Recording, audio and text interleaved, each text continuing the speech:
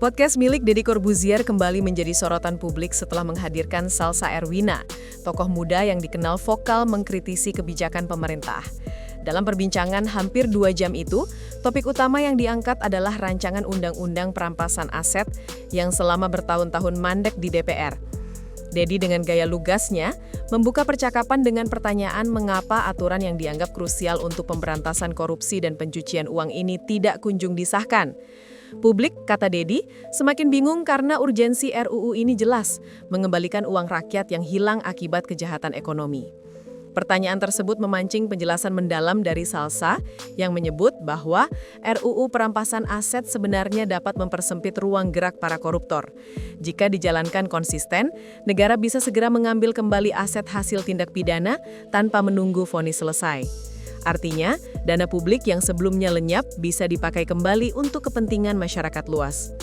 Dalam penjelasannya, Salsa menekankan bahwa inti dari RUU perampasan aset adalah memberikan negara instrumen hukum yang lebih gesit dalam melawan praktik korupsi. Menurutnya, jika hanya mengandalkan putusan pengadilan, proses pengembalian aset bisa memakan waktu bertahun-tahun, sementara kerugian negara terus bertambah. RUU ini dirancang agar negara bisa langsung menyita aset mencurigakan tanpa harus menunggu putusan final di pengadilan. Mekanisme tersebut, jelas Salsa, sudah menjadi praktik standar di banyak negara maju dan terbukti efektif. Ia mencontohkan bagaimana beberapa negara berhasil memulihkan triliunan rupiah ke kas negara hanya dengan memanfaatkan aturan perampasan aset. Jika Indonesia mengadopsinya, peluang mempercepat pemulihan keuangan negara terbuka lebar. Namun, Salsa juga menekankan perlunya konsistensi dan integritas dalam penerapannya agar manfaatnya benar-benar dirasakan oleh rakyat. Meski urgensi RUU perampasan aset tidak terbantahkan, hambatan justru muncul di ranah politik. Salsa menyoroti tarik ulur kepentingan di DPR yang membuat pembahasan berjalan sangat lambat. Menurutnya, ada pihak yang merasa khawatir jika undang-undang ini disahkan, maka aset yang mereka miliki bisa terancam atau posisi politik mereka terganggu. Politik, kata Salsa, seringkali menjadi penghalang utama lahirnya kebijakan progresif. Hal ini membuat publik bertanya-tanya, apakah kepentingan pribadi lebih diutamakan dibanding kebutuhan mendesak rakyat? Deddy yang mendengar pernyataan ini langsung menyimpulkan bahwa ada ketakutan besar di balik meja legislatif. Penundaan pembahasan akhirnya menimbulkan spekulasi bahwa justru kalangan elit yang merasa terancam dengan aturan ini. Risiko penyalahgunaan juga menjadi sorotan serius dalam diskusi ini. Deddy bertanya apakah RUU perampasan aset berpotensi dijadikan alat politik balas dendam. Salsa mengakui bahwa kekhawatiran itu wajar, namun bukan alasan untuk terus menunda pengesahannya. Ia menegaskan yang dibutuhkan adalah mekanisme pengawasan ketat, transparansi, serta partisipasi publik untuk mencegah penyalahgunaan. Tanpa kontrol dari masyarakat dan lembaga independen, aturan sekuat apapun bisa diselewengkan. Tetapi jika pengawasan berjalan efektif, maka potensi politisasi bisa diminimalisir. Salsa menambahkan, setiap regulasi besar memang membawa resiko. Namun justru tanggung jawab bersama adalah memastikan bahwa resiko itu tidak bertransformasi menjadi penyalahgunaan. Dalam membandingkan praktik internasional, Salsa menjelaskan bahwa di banyak negara maju, perampasan aset telah menjadi instrumen penting. Negara-negara tersebut berhasil mengembalikan dana publik dalam jumlah besar hanya dengan memanfaatkan aturan ini. Ia mencontohkan beberapa kasus di mana triliunan rupiah aset yang sebelumnya disembunyikan di luar negeri akhirnya bisa kembali berkat mekanisme hukum yang tegas. Indonesia, katanya, tidak bisa terus tertinggal. Tanpa instrumen ini, uang hasil korupsi akan terus berputar dalam jaringan bisnis ilegal atau tersimpan aman di luar negeri. RUU perampasan aset adalah langkah hukum yang bisa menyetarakan Indonesia dengan praktik global, sekaligus menunjukkan keseriusan melawan kejahatan terorganisir. Dampak nyata dari RUU ini terhadap publik juga dibahas dalam podcast. Salsa menekankan bahwa keberhasilan mengembalikan aset negara bukan hanya soal angka di neraca, melainkan menyangkut kualitas layanan publik. Uang yang berhasil direbut kembali bisa digunakan untuk membiayai pendidikan gratis, meningkatkan fasilitas kesehatan, memperbaiki infrastruktur, hingga memperluas akses sosial masyarakat miskin. Selama ini, kata Salsa, topik perampasan aset hanya dianggap isu elitis di kalangan terbatas, sementara masyarakat umum jarang menyadari dampak langsungnya.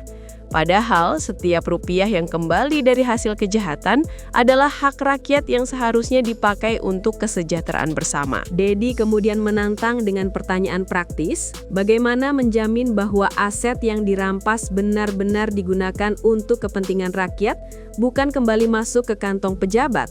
Salsa menegaskan pentingnya membangun lembaga independen yang memiliki mandat penuh mengelola aset rampasan secara profesional dan transparan. Menurutnya, tanpa lembaga khusus, resiko kebocoran dan penyalahgunaan tetap tinggi. Kepercayaan publik hanya bisa dibangun melalui transparansi pengelolaan. Selain itu, setiap penggunaan dana rampasan harus diawasi oleh publik dan dilaporkan secara terbuka.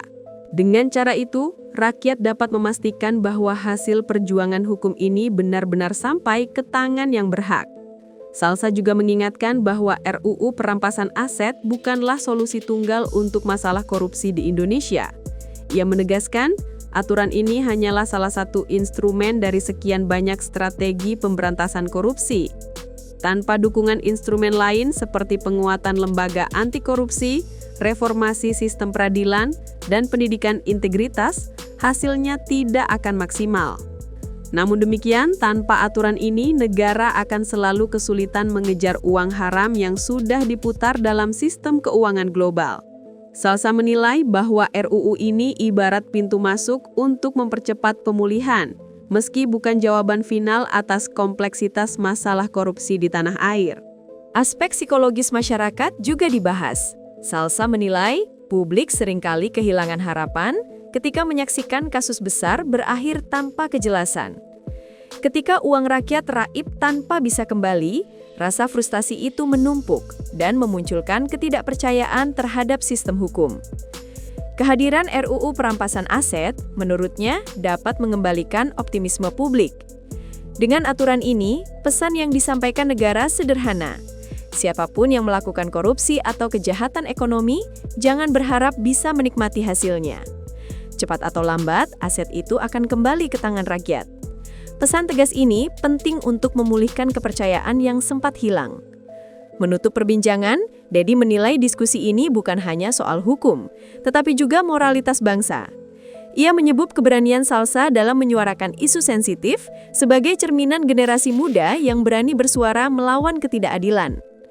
Potongan percakapan keduanya yang viral di media sosial membuktikan bahwa publik haus akan dialog serius yang jujur dan mudah dipahami. Banyak netizen memuji sikap kritis Salsa, sekaligus gaya komunikatif Dedi yang membuat isu berat ini lebih dekat dengan masyarakat. Pada akhirnya, diskusi ini menunjukkan pentingnya ruang dialog terbuka untuk membahas kebijakan publik. RUU perampasan aset pun mendapat panggung baru di hadapan publik, dengan harapan tak lagi sekadar wacana.